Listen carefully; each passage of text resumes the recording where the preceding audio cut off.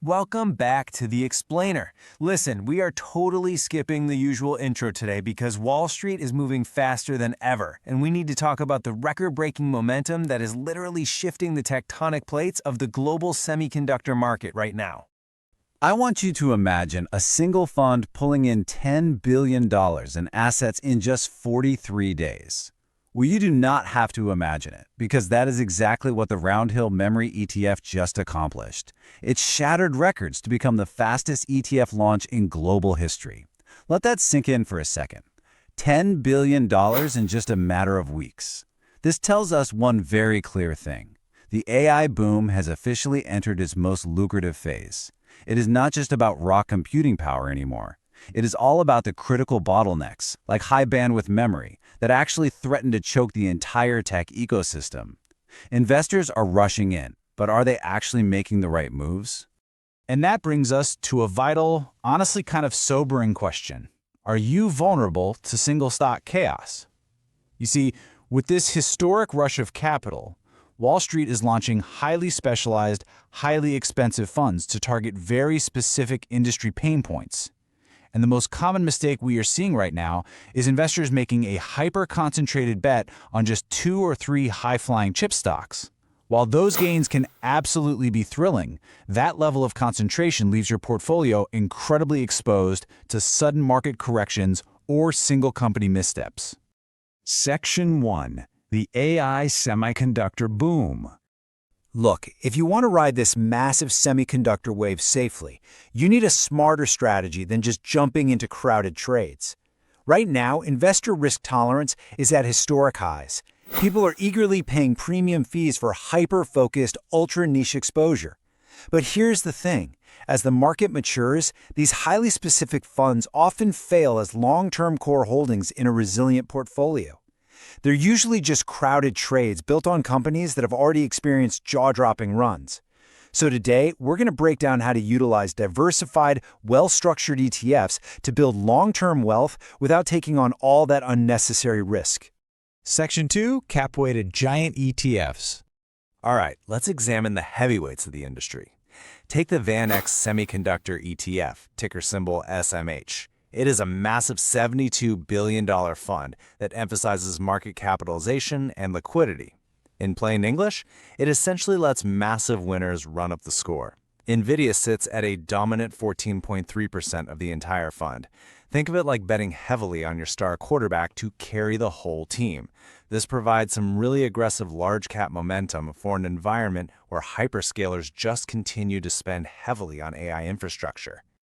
Now let's compare that directly to another giant, the iShares Semiconductor ETF, or SOX. SOX is a $43 billion fund with a slightly lower expense ratio of 0.34%. But here is where it differs. While SMH lets the biggest winners run away with the portfolio weighting, SOX tracks 30 companies and applies strict single-stock caps. This means its top holdings are distributed a lot more evenly across companies like Advanced Micro Devices, Intel, Broadcom, and Micron Technology. So if you want the immense growth potential of the semiconductor industry, but you want to spread your risk so you aren't relying on just a single dominant player, SOX distributes that weight much more broadly. Section 3. Smart Weight and Design ETFs. So let's shift gears a bit to ETFs focusing on unique structural advantages, starting with a little industry jargon. What exactly is a fabless semiconductor company? Well, these are firms that focus purely on the design, architecture, and intellectual property of the chips, but they outsource the actual physical manufacturing to dedicated foundries. Basically, they are the architects, not the bricklayers. This significantly reduces their capital risk and completely bypasses messy supply chain constraints. The VanEck Fabless Semiconductor ETF, ticker SMHX, focuses strictly on these intellectual property powerhouses. In a world where delivering better performance per watt is getting incredibly difficult, pure design is really becoming the ultimate competitive advantage. Another structural alternative to consider is the SPDR S&P Semiconductor ETF, ticker XSD. This fund charges 0.35% expense ratio, but it takes a totally different approach. It is equal weighted. That means it gives small, mid, and large cap holdings identical allocations in the portfolio. This anti-concentration strategy heavily reduces your reliance on a handful of dominant chip stocks. However, you should know the mathematical trade-off here is that it regularly trims its winners during quarterly rebalances, which historically can actually cause it to lag behind aggressive momentum funds like SMH during massive bull runs. Section 4. Fees, Factors, and Quantum.